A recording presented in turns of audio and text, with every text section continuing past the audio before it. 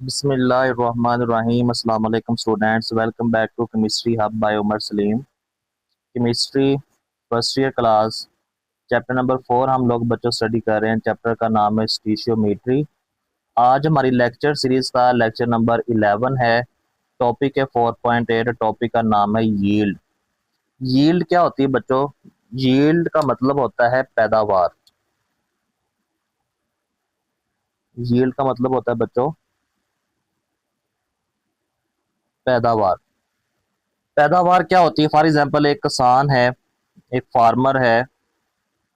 Farmer نے جو ہے وہ کھیتی کی ہے اور کھیتی کے اندر جو ہے اس نے گندم لگائی ہے۔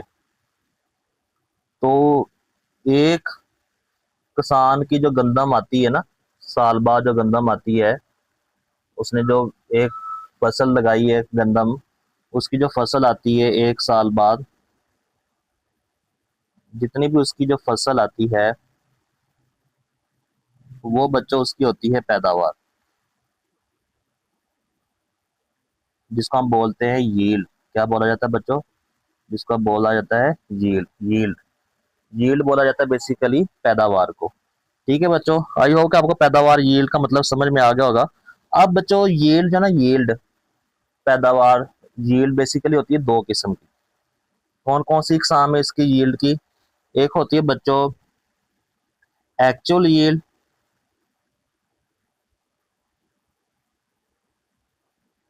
ایک ہوتی ہے بچوں تھیوریٹیکل ییلڈ۔ اب ان دونوں میں فرق کیا ہے؟ ایکچوئل ییلڈ کیا ہوتی ہے اور تھیوریٹیکل ییلڈ کیا ہوتی ہے؟ اس کو ہم ایک ایگزامپل سے سمجھتے ہیں۔ ایگزامپل بھی انٹرسٹنگ ہے۔ فار ایگزامپل جیسے آپ لوگ اسٹوڈنٹ ہے، ایک اسٹوڈنٹ ہے، اسٹوڈنٹ کا جو ہے وہ کالج میں ٹیسٹ ہوتا ہے، ٹھیک ہے۔ فار ایگزامپل کیمسٹری کا ٹیسٹ ہے، 30 مارکس کا ٹیسٹ ہے، ٹوٹل جو مارکس ہیں وہ ہے 30۔ تو اسٹوڈنٹ سوچتا تو یہی ہے کہ اس کے 30 مارکس برے آئیں گے، ٹھیک ہے، لیکن ہو سکتا کچھ غلطیاں ہو جائیں۔ اس نے سوچا، اس نے ٹیسٹ دینے سے پہلے سوچا کہ میں جو بھائی 30 نمبر ہی لے کے رہوں گا۔ جو چیز وہ سوچتا ہے وہ ہوتا ہے اس کے ٹوٹل مارکس۔ غریبہ اسٹوڈنٹ جو ہے وہ ٹوٹل مارکس سوچتا ہے کہ میں ٹوٹل مارکس ہی لوں گا، لیکن ٹیسٹ ہوا، ٹیسٹ چیک ہونے کے بعد اس کے نمبر آ گئے بھائی 25 مارکس آ گئے، ٹھیک ہے، 25 مارکس آ گئے۔ 25 مارکس اس نے گیٹ کیے، ہی گیٹ 25 مارکس۔ تو ٹوٹل مارکس ہے 30، اس نے کتنے لیے؟ 25۔ 25 جو وہ ہوں گے اوبٹین مارکس۔ وہ کون سے مارکس ہوں گے بچوں اس کے؟ Obtain marks. جو چیز سوچی جاتی ہے، جو چیز سوچی جاتی ہے بچوں، جو چیز جیسے کسان نے سوچا کہ اس کی گندم جو ہے وہ بہت اچھی آئے گی، اس دفعہ جو ہے وہ ایک کلے میں سے جو ہے وہ اتنے من گندم، 50 من 100 من گندم نکلے گی، اس نے جو سوچا اس کو بولتے ہیں بچوں تھیوریٹیکل ییلڈ۔ کیا بولا جاتا ہے؟ Theoretical yield. لیکن ظاہر بات موسم خراب ہو جاتا ہے، آندھی آ جاتی ہے، طوفان آ جاتا ہے، موسم کی خرابی کی وجہ سے جو ہے وہ گندم کی پیداوار میں کمی آ جاتی ہے، یا اسٹوڈنٹ کے مارکس کسی غلطی کی وجہ سے یا تیار نہیں کر پایا، یا ان ایکسپیکٹڈ ٹیسٹ آ گیا، اس کو پتہ نہیں چلا، 25 مارکس آئے، یہ ہوتے ہیں اس کے ایکچوئل ییلڈ۔ یہ کیا ہوتی ہے بچوں؟ ایکچوئل، جو حقیقت میں آئی ہے، سوچی اس نے یہ تھی، آئے اس کے یہ مارکس۔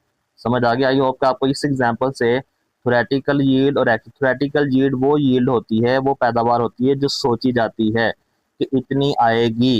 ایکچوئل ییلڈ وہ پیداوار ہوتی ہے جو حقیقت میں آتی ہے۔ اب یہاں پہ کیونکہ کیمسٹری ہم پڑھ رہے ہیں نا، کیمسٹری کے اندر ہم کیمیکل ریئیکشن کو دیکھتے ہیں۔ فار ایگزامپل ایک کیمیکل ریئیکشن ہے، اے پلس بی ملا ہے، اس نے مل کے بنا دیا ہے سی، یہ کیمیکل ریئیکشن ہے۔ ہم نے اے جو ہے وہ 50 گرام لیا، بی جو ہے وہ 50 گرام لیا، تو کیا آپ کا جو سی ہے وہ 100 گرام آئے گا؟ ایسا کبھی ممکن نہیں ہو سکتا، کیونکہ ہو سکتا ہے کہ جس برتن کے اندر آپ کیمیکل ریئیکشن کروا رہے ہو، جس کے اندر آپ نے اے اور بی کو ملایا ہے سی بنانے کے لیے، وہ برتن صاف نہ ہو، ٹھیک ہے، ہو سکتا ہے کوئی امپیورٹی اس کے اندر ایڈ ہو جائے، تو سی جو ہے وہ 100 گرام نہیں ہوگا۔ جو آپ نے سوچا ہے کہ 100 گرام بنے گا، 100 گرام ये आपने सोचा, लेकिन हकीकत में कितना आता है वो उसको बोलते हैं एक्चुअल यील्ड। दोनों की डिफाइन हम यहाँ पे लिख लेते हैं। पहले हम डिफाइन लिखते हैं एक्चुअल यील्ड की, कि एक्चुअल यील्ड क्या होती है, what is actual yield. Actual yield यहाँ पे बच्चों आपकी बुक के ऊपर लिखी हुई है, the amount of product, the amount of product obtained in a chemical reaction। एक केमिकल रिएक्शन के दौरान जो अमाउंट ऑफ प्रोडक्ट आपको हासिल होती है इज कॉल्ड, उसको हम बच्चों बोलते हैं दी एक्चुअल यील्ड। उसको क्या बोला जाता है, एक्चुअल यील्ड, ठीक है, ऑफ द रिएक्शन। यहाँ तक समझ आ गई, आई होप आपको समझ आ गई। आगे बच्चों आती है थ्योरेटिकल यील्ड। थ्योरेटिकल यील्ड की डिफाइन भी हम लोग लिख लेते हैं, what is theoretical yield. Theoretical yield क्या होती है,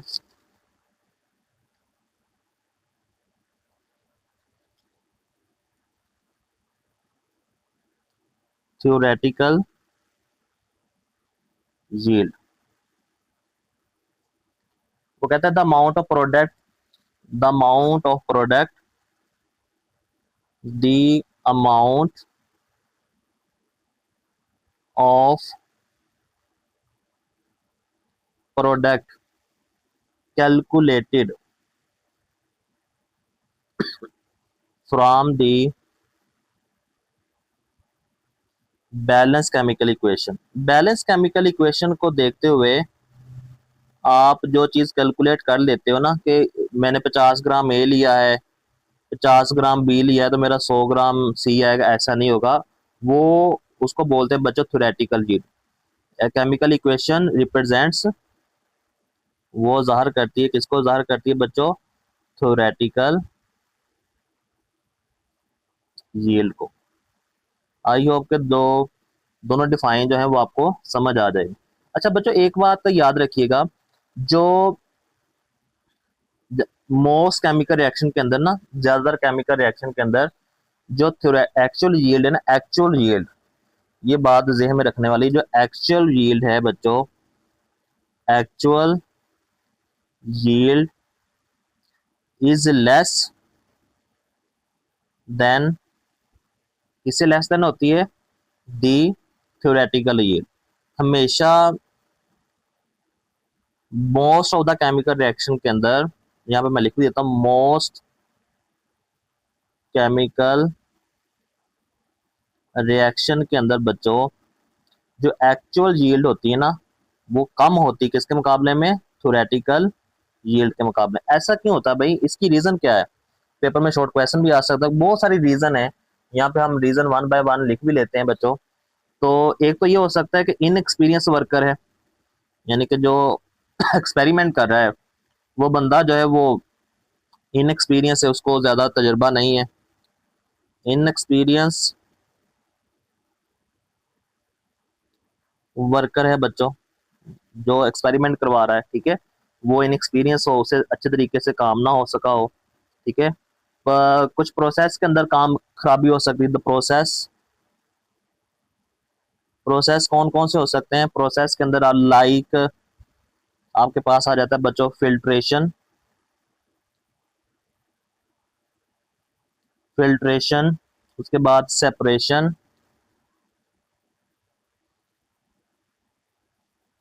सेपरेशन आ जाती है। बाय सेपरेशन किसके जरिए, बाय डिस्टिलेशन अमल से, डिस्टिलेशन के अमल से सेपरेशन का अमल जो होता है उसमें गड़बड़ हो सकती है। Separation by separating funnel, separation by separating, separating funnel की मदद से जो है उसमें खराबी आ सकती है। वॉशिंग के अंदर मसला हो सकता है।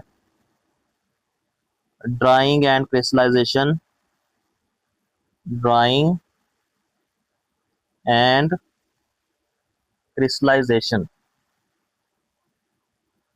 ये सारे अमल के अंदर ना कोई मसला आ सकता है।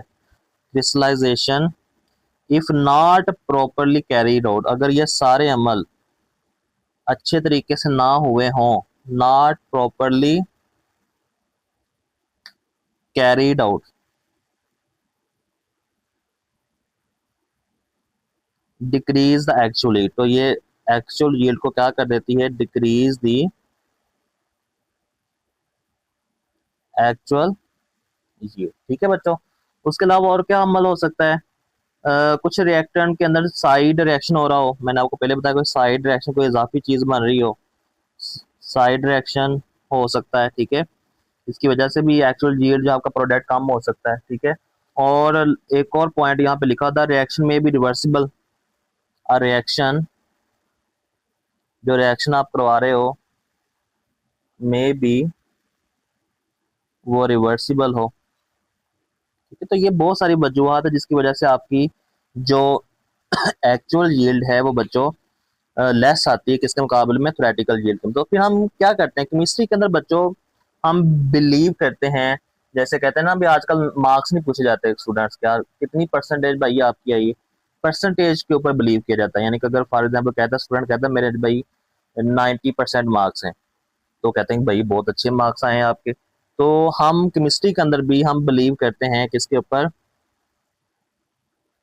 परसेंटेज यील्ड के ऊपर। यानी कि अगर हमारी परसेंटेज 100 के नज़दीक तरीन आती है, इसका मतलब कि हमारा प्रोडक्ट जो है वो बहुत अच्छा बना है भाई, बहुत अच्छी पैदावार हुई है। ठीक है, तो परसेंटेज यील्ड निकालने का एक फार्मूला होता है, परसेंटेज यील्ड अगर आपने निकालनी है बच्चों, एक्चुअल यील्ड जो हकीकत में आई है उसको ऊपर रखना है, उसको डिवाइड करना है थ्योरेटिकल यील्ड के मुकाबले में, थ्योरेटिकल यील्ड के साथ डिवाइड करना और मल्टीप्लाई कर देना उसको 100 के साथ। तो इस तरह आप परसेंटेज यील्ड, जैसे अगर मार्क्स की परसेंटेज निकालें तो जो मार्क्स आते हैं वो 10 मार्क्स को ऊपर रखते हैं, टोटल मार्क्स के साथ डिवाइड कर दो, मल्टीप्लाई किसके साथ कर देते हैं 100 के साथ, तो मार्क्स की परसेंटेज जो है वो अगर तो परसेंटेज 100 के नज़दीक आती है, जितनी ज़्यादा परसेंटेज होगी उतना ज़्यादा रिएक्शन आपका बेहतर होगा। Greater the percentage yield higher will be the efficiency of a reaction, reaction की एफिशिएंसी उतनी ही क्या हो जाएगी, ज़्यादा हो जाएगी। मैं यहाँ पे पॉइंट लिख भी देता हूँ, ग्रेटर द परसेंटेज यील्ड, जितनी परसेंटेज यील्ड ज़्यादा होगी, higher will be the efficiency of reaction, reaction की एफिशिएंसी बच्चों उतनी ही ज़्यादा होगी। अगर वो कम परसेंटेज आती है तो रिएक्शन कहेंगे भाई इतना ज़्यादा अच्छा रिएक्शन नहीं हुआ। तो आपकी बुक से क्या लिखा हुआ है, टॉपिक है बच्चों 4.8, बुक का जो टॉपिक है 4.8, तो थ्योरेटिकल यील्ड एंड एक्चुअली दोनों की डिफाइन सबसे पहले लिखी हुई है। The amount of product obtain in chemical reaction is called actual yield, ये एक्चुअल यील्ड की डिफाइन है। The amount of product calculate from the balance chemical equation is called theoretical yield. वो कहता है theoretical yield is maximum amount of product, वो maximum amount होता है that can be produced by giving amount of reactant according to the balance chemical equation. वो कहते हैं कि इन most chemical reaction the amount of product obtain is less than the theoretical yield, वो theoretical yield से कम आती है। उसकी रीजन क्या है, ये फॉलोइंग रीजन लिखा, the process like filtration, separation, distillation, इसके अंदर जो वो मसला आ सकता है। Some of the reactant might take part in a competing side reaction, को साइड रिएक्शन हो रहा हो और रिड्यूस डिजायर प्रोडक्ट, आपका डिजायर प्रोडक्ट वो कम हो रहा हो। ठीक है, ये भी एक मसला हो सकता है। उसके अलावा कौन सा मसला हो सकता है भाई, वो कहता है कि रिएक्शन में भी रिवर्सिबल, रिएक्शन जो है वो रिवर्सिबल हो। ठीक है, तो केमिस्ट जो है वो यूजली इंटरेस्ट करते हैं एफिशिएंसी ऑफ रिएक्शन, रिएक्शन की एफिशिएंसी कितनी है। कहते हैं भाई कितने मार्क्स आपके, स्टूडेंट कहता है भाई मेरे 92% मार्क्स है, भाई बहुत अच्छे मार्क्स आए हैं आपके। ठीक है, तो नंबर के ऊपर नहीं, आजकल नंबर पे नहीं, आजकल परसेंटेज पे जो है वो बिलीव किया जाता है, परसेंटेज कितनी अच्छी है। The efficiency of reaction is expressed by comparing the actual and theoretical yield, तो परसेंटेज यील्ड आप कैसे निकाल, एक्चुअल यील्ड को आपने डिवाइड कर देना थ्योरेटिकल यील्ड के साथ, उसको मल्टीप्लाई कर देना है 100 के साथ, इस तरह आपकी परसेंटेज जो है वो यील्ड निकल आएगी। तो बच्चों सैंपल प्रॉब्लम हम करेंगे यहाँ पे, सैंपल प्रॉब्लम परसेंटेज यील्ड की, aspirin C9H8O4 is prepared by heating salicylic acid C7H6O3. اس کا مولر میں سیلیسیلک ایسڈ کا مولر میس بھی آپ کو دیا 138.12 گرام پر مول. اینڈ ایسٹک اینہائیڈرائڈ ایسٹک اینہائیڈرائڈ کا بھی مولر میس آپ کو دیا C4H6O3. مولر میس آپ کو دیا گیا, نکالنے کی ضرورت نہیں, 163.93 گرام پر. وہی بیلنس کیمیکل ایکویشن بھی دی گئی. Calculate theoretical yield of aspirin, یہ ایسپرین ہے, ٹھیک ہے. ہم نے دیکھنا ہے کہ ان دونوں میں کون سے اس کو زیادہ بنا رہا ہے, کون کم بنا رہا ہے. ایسپرین کا مولر میس بھی آپ کو دیا گیا ہے 180.16 گرام پر مول. When 3 gram of salicylic acid, given mass بھی آپ کو دے دیا گیا ہے, 3 گرام آف سیلیسیلک ایسڈ بھی دے دیا گیا ہے. جب وہ ہیٹ کیا جاتا ہے 6 گرام آف اس کے ساتھ بچوں اینہائیڈرائڈ, ایسٹک اینہائیڈرائڈ کے ساتھ جو ہے جب اس کو گرم کیا جاتا ہے, what is percentage yield when actual yield, دیکھیں ایکچوئل ییلڈ بھی آپ کو دے دی گئی ہے, ٹھیک ہے. اس کا مطلب آپ نے صرف تھیوریٹیکل ییلڈ نکالنی ہے. تھیوریٹیکل ییلڈ نکالو گے تو آپ کے پاس کیونکہ ایکچوئل ییلڈ پرسنٹیج ییلڈ نکالنے کا فارمولا کیا ہوتا ہے, actual yield over theoretical. Actual yield بچوں آپ کو دے دی گئی ہے, آپ نے کس کے اوپر فوکس کرنا ہے, تھیوریٹیکل. تھیوریٹیکل ییلڈ نکل آئی تو ایکچوئل ییلڈ کو تھیوریٹیکل ییلڈ کے اوپر ڈیوائڈ کرو گے, آپ ملٹیپلائی کر دو 100 سے, تو آپ کے پاس کیا نکل آئے گی, پرسنٹیج ییلڈ. تو جو چیزیں ہمیں دی گئی ہیں وہ ہم جلدی جلدی سے اس کو لکھتے ہیں یہاں پہ. تو آپ کا سیمپل ایگزامپل ہے بچوں آپ کی بک کے اوپر 4.20.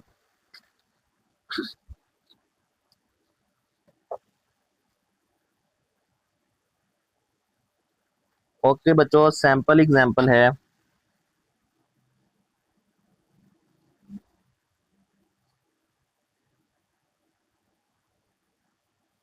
4.20.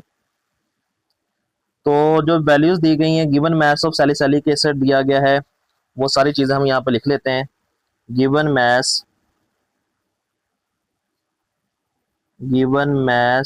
آف, جب یہ نومیریکل پرابلم کی جاتی ہیں تو ساتھ بک بھی کھول لیا کریں, بک پر چیزیں لکھی ہوتی ہیں.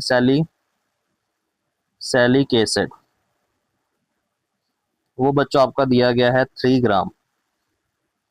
مولر میس 20 کا, آف کورس دونوں ساری چیزوں کا میس ہمیں دیا گیا. مولر میس ہمیں نکالنے کی وجہ سے نکال بھی سکتے تھے آپ. آف سیلیسیلک ایسڈ C7H6O3, اس کا مولر میس آپ کو 138.12 گرام پر مول. اوکے بچوں, ہم ساتھ اس کے لگے ہاتھ اس کے جب نمبر آف مولز نکال لیتے ہیں, number of moles of salicylic acid given mass over molar mass 3/138.12, تو کتنا جواب آ جائے گا اس کا 0.022 مول. اوکے بچوں, یہ اس کا آنسر آ جائے گا, ٹھیک ہے. Okay G, given mass of acetic اینہائیڈرائڈ دیا گیا ہے, given mass of acetic اینہائیڈرائڈ that is بچوں 6 گرام. اوکے جی, مولر میس بھی اس کا دیا گیا ہمیں, molar mass of acetic اینہائیڈرائڈ that is بچوں 102.1 گرام پر مول. اوکے بچوں, ساتھ اس کے نمبر آف مولز بھی لے لیتے ہیں, ٹھیک ہے. نمبر آف مولز ہم نے سیلیسیلک ایسڈ کے بھی نکال لیے ہیں نا, تو اس کے بھی نمبر آف مولز لے لیتے ہیں. Number of moles of acetic اینہائیڈرائڈ, given mass over molar mass 6/102.1, تو given mass over molar mass آپ کے پاس ڈیوائڈ کرو گے یہ آ جائے گا 0.059 مول. اوکے بچوں, ہم یہاں پہ الگ سے ایک دفعہ لکھ لیتے ہیں. ہمارے پاس دونوں کے مولز آ چکے ہیں. Number of moles of salicylic acid وہ ہمارے پاس نکلے تھے بچوں 0.022 مول, ایسے ہی ہے. Okay G, moles of acetic اینہائیڈرائڈ وہ بچوں ہمارے پاس نکلے ہیں 0.059 مول. کلیئر ہوگی بات. اب یہاں پہ ہم لکھتے ہیں بیلنس کیمیکل ایکویشن. اب آئی بات بیلنس کیمیکل ایکویشن کے اوپر. बैलेंस केमिकल इक्वेशन भी लिख लेते हैं बच्चों। बैलेंस केमिकल इक्वेशन क्या है, C7H6O3 जो है, जब इसको रेड करवाया जाता है एसिटिक एनहाइड्राइड C4H6O3 के साथ, तो आपके पास बनता है एस्पिरिन C9H8O4 प्लस, और साथ में आपके पास बनता है एसिटिक CH3COO8। ये आपके पास बैलेंस केमिकल है। हमने क्योंकि एस्पिरिन को निकालना है, तो हम यहाँ पे सैलिसिलिक एसिड को एस्पिरिन के साथ कंपेयर करेंगे। दोनों को कंपेयर, यहाँ पे हम दरम्यान में जब लाइन लगा लेते हैं ताकि हमारा क्लियर हो जाए कॉन्सेप्ट साथ साथ। तो बच्चों सबसे पहले हम कंपेयर करेंगे सैलिसिलिक एसिड को किसके साथ, एस्पिरिन के साथ। तो C7H6O3 को हमने कंपेयर करना है C9H8O4 के साथ, और यहाँ पे हम कंपेयर करेंगे एसिटिक एनहाइड्राइड को C4H6O3 को हम कंपेयर करेंगे एस्पिरिन के साथ C9H8O4 के साथ। ठीक है बच्चों, ओके जी, कंपेयर कर लेते हैं। अब बैलेंस केमिकल इक्वेशन के अंदर देखें, इसका एक मोल, इसका भी एक मोल बना रहा है, ऐसे ही है, बिल्कुल ऐसे ही है, दोनों का एक एक मोल बन रहा है। लेकिन सैलिसिलिक एसिड के कितने मोल हैं बच्चों, 0.022। इसके अगर 0.022 होंगे तो इसके कितने बनेंगे भाई, इसके भी सारी बात 0.22 ही बनेंगे, 022 मोल बनेंगे। ठीक है, तो अब दूसरी तरफ इसको कंपेयर, इसका भी एक मोल, इसका भी एक मोल बना रहा है, इसका एक मोल, इसका भी एक मोल बना रहा है, लेकिन इसका एक मोल तो नहीं है। इसके कितने मोल आए हैं, इसके 0.059 मोल मिलके इसके भी 0.059 मोल बना लेंगे। ठीक है, अब दोनों में छोटी वैल्यू क्या है, जारी बात ये वाली है, इसका मतलब है इतने मोल बने हैं। ठीक है, तो मोल्स आपके पास आ चुके हैं बच्चों, moles of aspirin, moles of, यहाँ पे लिख लेते हैं, moles of aspirin that is 0.022। Okay जी, मोलर मास भी हमें दिया गया हुआ है। मोलर मास कितना दिया गया है, मोलर मास हम यहाँ पे लिख लेते हैं, molar mass of aspirin that is आपके पास 180.16 ग्राम पर मोल। ठीक है, ये मोल। ठीक है, हम इसका मैथ निकाल, जो मैथ हमारे पास निकलेगा वो बेसिकली क्या होगा, वो होगी थ्योरेटिकल यील्ड, उतनी आनी चाहिए थी। ठीक है, तो बच्चों मैथ्स निकाल लेते हैं, मैथ्स, या हम दूसरे अल्फाज में हम इसको निकाल रहे हैं बच्चों एक्स थ्योरेटिकल यील्ड। तो नंबर ऑफ मोल्स को आपने मल्टीप्लाई कर देना है मोलर मास के साथ, 0.022 को मल्टीप्लाई कर देना 180.16 के साथ। तो थ्योरेटिकल यील्ड बच्चों आपके पास कितनी आ जाएगी, मल्टीप्लाई करोगे दैट इज 3.96 ग्राम। तो एक्चुअल यील्ड हमें दी गई थी शुरू में, थ्योरेटिकल यील्ड बच्चों हमारे पास निकल आई है। हम दोनों वैल्यूज जो नेक्स्ट पेज के ऊपर लिख लेते हैं। ओके जी, थ्योरेटिकल यील्ड जो हमारे पास आई है वो पहले लिख लेते हैं, उसके बाद जो एक्चुअल यील्ड जो बुक पे आपको दी गई है वो भी लिख लेते हैं। थ्योरेटिकल यील्ड बच्चों हमारे पास आ चुकी है, theoretical yield that is 3.96 gram. Okay जी, जो एक्चुअल यील्ड हमें कितनी दी गई थी वो भी लिख लेते हैं। एक्चुअल यील्ड हमें दी गई थी बच्चों दैट इज 3.15 ग्राम। लो जी, अब दोनों वैल्यूज आ चुकी हैं। अब हमने क्या निकालना है बच्चों, हमने सिंपल जो है वो परसेंटेज यील्ड निकालनी है। परसेंटेज यील्ड निकालने का फार्मूला आपको पता है कि आपने एक्चुअल यील्ड को ऊपर रखना है, उसको बच्चों डिवाइड कर देना है थ्योरेटिकल यील्ड के साथ, और मल्टीप्लाई करना है 100 के साथ। ओके जी, वैल्यूज पुट कर लेते हैं, सारी की सारी वैल्यूज पुट कर दें बच्चों। Theoretical percentage yield is equal to, actual yield आई है 3.15, थ्योरेटिकल यील्ड आई थी बच्चों 3.96 मल्टीप्लाई बाय 100। तो इसको मल्टीप्लाई करोगे दैट इज यील्ड आपके पास परसेंटेज यील्ड आ जाएगी 79.5 0.55%. تو یہ اس کے پاس آپ کے پاس جو تھیوریٹیکل ییلڈ آ جائے گی. ٹھیک ہے بچوں, تو یہ چھوٹا سا ایک سیمپل ایگزامپل تھی. اس کے ساتھ آگے جو ہے بچوں ایک آپ کو ہوم ٹاسک دیا جا رہا ہے اس دفعہ, تو وہ آپ نے ہوم ٹاسک جو خود کرنا ہے. ایک کوئک چیک آپ کو دیا گیا ہے, کوئک چیک کے اندر بھی جو ہے اپنے پرسنٹیج ییلڈ ہی نکالیں بالکل اسی طرح. ٹھیک ہے, پرسنٹیج ییلڈ آپ نے نکال کے مجھے کمنٹ سیکشن میں بتانا ہے کہ آپ کا یہ کوئک چیک جو ہے وہ ہو گیا ہے یا نہیں ہوا. اگر نہیں ہوا تو تب بھی بتائیے گا, اگر ہو گیا تب بھی بتائیے گا. اگر کوئی اس ٹاپک کے متعلق کوئی کویشچن ہے تو آپ مجھ سے کمنٹ سیکشن میں پوچھ سکتے ہیں. اگر آپ کو میری ویڈیوز پسند آ رہی ہیں تو ویڈیوز کو لائک کریں, چینل کو سبسکرائب کریں, اور ویڈیوز کو اپنے دوستوں کے ساتھ, اپنے کزنس کے ساتھ شیئر کریں تاکہ ان کا بھی فائدہ ہو سکے. اللہ حافظ.